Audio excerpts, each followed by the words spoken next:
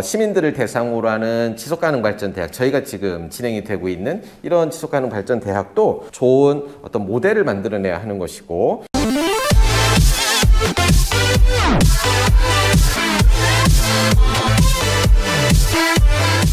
그 다음에 두 번째로 가서 이제 연구 사업인데요. 결국은 SDG와 관련된 연구들이 지금 많이 진행이 되고 있습니다. 평택시도 마찬가지고 SDG와 관련된 연구들이 진행이 되고 있는데, 이것은 틀림없이 대학의 연구자들이 역할을 좀 해줘야 하는 상황에서요.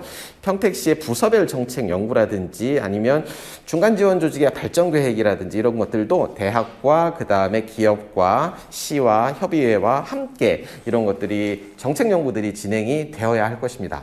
그 다음에 두 번째 연구 사업을 중에서 큰 축을 차지하는 게 교육을 어떻게 시킬 것인가. 그러니까 세 번째에 이제 SDG의 교육 사업의 실현이잖아요. 근데 이 교육 사업을 실현하기 위해서는 결국은 SDG 교육을 갖다가 어떻게 시킬 것인지에 대한 결국은 모델을 갖다가 정립하는 것이 굉장히 중요합니다.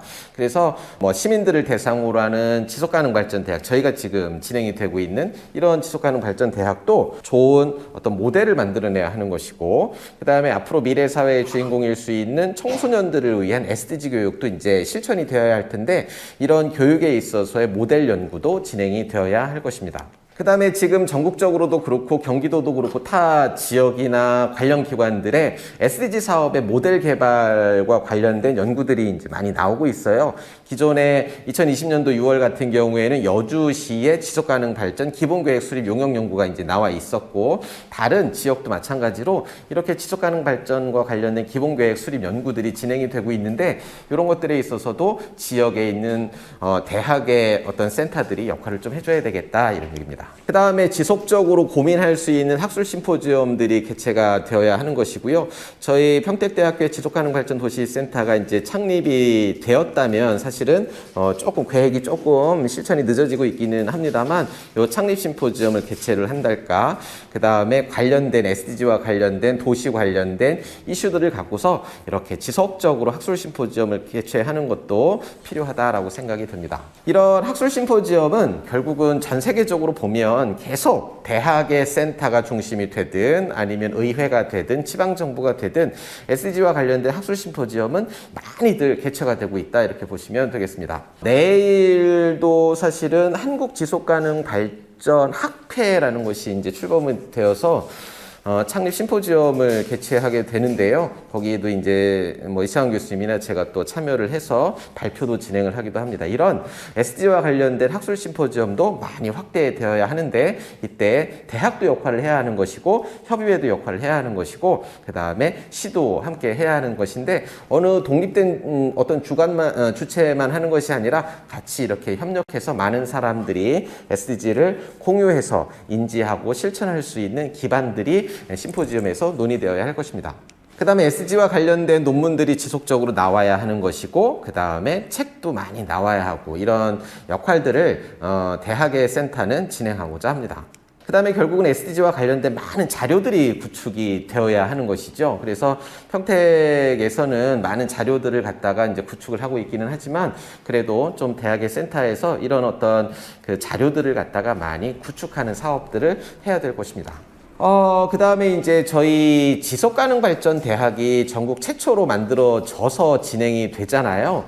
진행이 되고 있잖아요. 그런데 이것이 지금 현재로서는 17개, 20개 이상의 지역에서 지속가능 발전 대학이 운영되고 있어요. 기왕 이렇게 시민들을 위해서 SDG 교육이 이루어지고 있다고 한다면, 이 지속가능 발전 대학을 운영하는 주체들이 좀 협의체를 구성하는 것도 필요하겠다, 이렇게 해서 지금 우리 협의회하고 지금 노력하고 있는 것이 이 한국 지속가능 발전 대학 교육협의회를 저희가 좀 평택시가 좀 주도적으로 만들어서 전국의 한국의 지속가능 발전 교육을 체계적으로 좀 진행하고자 하는 노력을 하고 있습니다. 그 다음에 아시는 것처럼 저희 평택시의 평택시 지속가능 발전 대학은 환경부 장관상을 수상하는데, 이 모델이 좋았다. 그러니까 지역에 있는 대학과 그 다음에 협의회와 지자체가 함께 노력을 해서 미래 사회를 위한 지속가능 발전 도시를 위한 시민교육을 진행하고 있는 차원에서 보면 한국 사회에서 좋은 모델을 만들었다 이렇게 볼 수가 있습니다. 그 다음에 결국은 이 평택 시민이기는 하지만 세계 시민 의식을 가질 수 있는 시민 교육이나 또는 지속 가능 발전 교육이 지속적으로 이루어져야 하겠고, 청소년들뿐만이 아니라 지속 가능 발전 교육에 대한 중요성을 갖고서 지속적으로 SDG한 교육이 이루어져야 하겠다라는 이야기를 드리는 겁니다. 지금 세계 대학 사례를 보면은요, 도쿄 대학 사례도 마찬가지인데 지구와 인류 사회의 미래에 공헌하는 어떤 협력 창조 활동을 갖다가 활성화시키기 위해서 그 방향성이 합치되고 있고, 이것을 SDG로다가 풀어나가고 있는 상황이다 이렇게 보시면 되겠습니다. 중국의 사례도 마찬가지인 것이고요. 말씀드렸던 것처럼 지금 대학들은 평가를 받게 되는데요, 전 세계적으로 SDG를 중심으로 해서 어떻게 교육을 시키느냐가 굉장히 중요합니다. 그래서 저희 평택대학교에서도 SDG 교육을 위한 노력들을 지금 준비하고 있는 차원이다 이렇게 보시면 되겠습니다. 대학 평가도 마찬가지죠. 그 유엔 총회가 2015년에 그 채택한 지속 가능 발전 목표 SDG에 대한 고등교육 기관의 책무 이행, 그러니까 SDG 교육을 얼마나 잘 시키느냐, 이것이 대학을 평가하는 거기 때문에 앞으로 대학은 SDG에 대한 교육과 이것을 통해서 또 지역사회에서의 역할을 갖다가 강화해야 될 필요성을 갖다가 계속 느끼고 있다 이렇게 보시면 되겠습니다.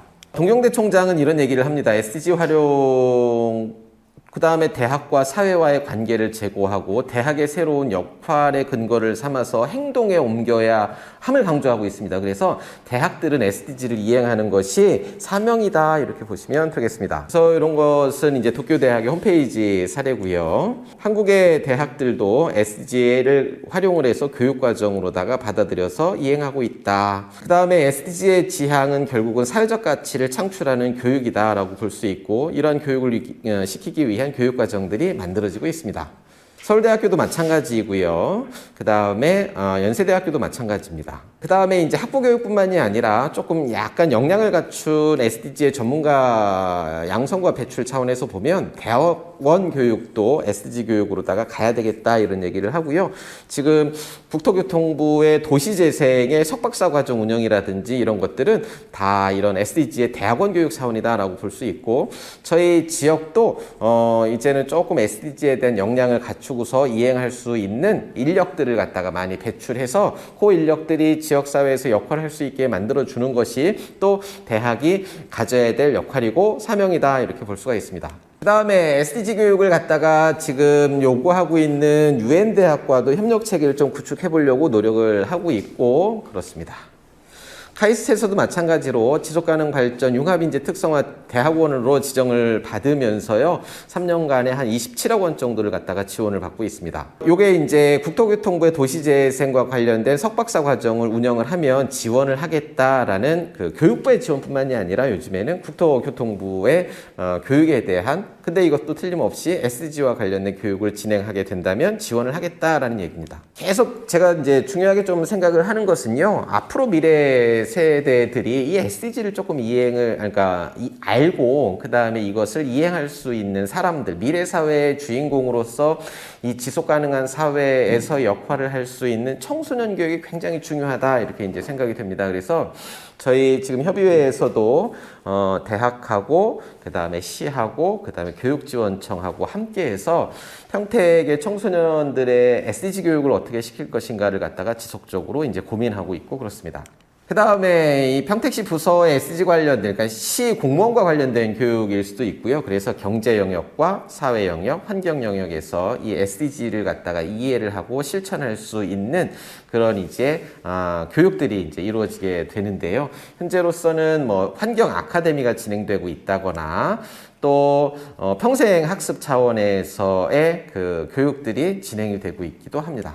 청소년 교육은 계속 그 중요성을 갖다가 강조하고 있고요. SDG의 청소년 교육은 앞으로도 진행이 되는데, 저희 평택에서도 이 청소년 교육에 있어서 SDG를 갖다가 중점적으로 좀 교육과정도 만들어내고 모델도 만들어내서 진행을 해야 될 필요성이 있습니다. 평생교육도 마찬가지죠. 그래서 윤영호 교수님은 이런 얘기를 합니다. 결국은 대학과 행정과 기업과 시민사회가 함께해서 SDG를 실천할 수 있다. 그래서 기업들의 공유가치 창출을 위해서도 대학이 창의적인 역할을 해야 할 것이다.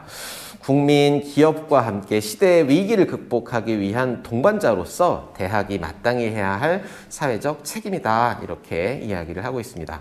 그래서 저희가 이제 사업을 갖다가 대학 본부의 총장 직속으로다가 두고 그 다음에 뭐 센터장이나 연구 교수님들을 두고 말씀드렸던 대로 연구, 그 다음에 교육, 실천, 소통, 공유 사업을 진행하고자 합니다. 핵심적으로 말씀을 드리겠습니다. 오늘 교육은요, 결국은 우리가 이제까지는 그 SDG의 목표들을 중심으로 해서 교육이 이루어졌다면 오늘 교육은 SDG를 갖다가 실천하는 주체와 거버넌스에 대한 이야기를 한 겁니다. 핵심은 대학은 대학 교육을 갖다가 조금 더 미래 사회를 위한 방향성을 갖고 가져갈 어떤 역할뿐만이 아니라 지역에서의 역할을 충실하게 해야 할 것이다. 그래서 지속가능 발전, 도시 평택을 만들기 위해서 대학은 노력을 해야 하는 것이고 그런 것들이 교육부의 방향뿐만이 아니라 전 세계적인 추세이기 때문에 이 대학은 이런 노력을 꾸준하게 해야 할 것이고요.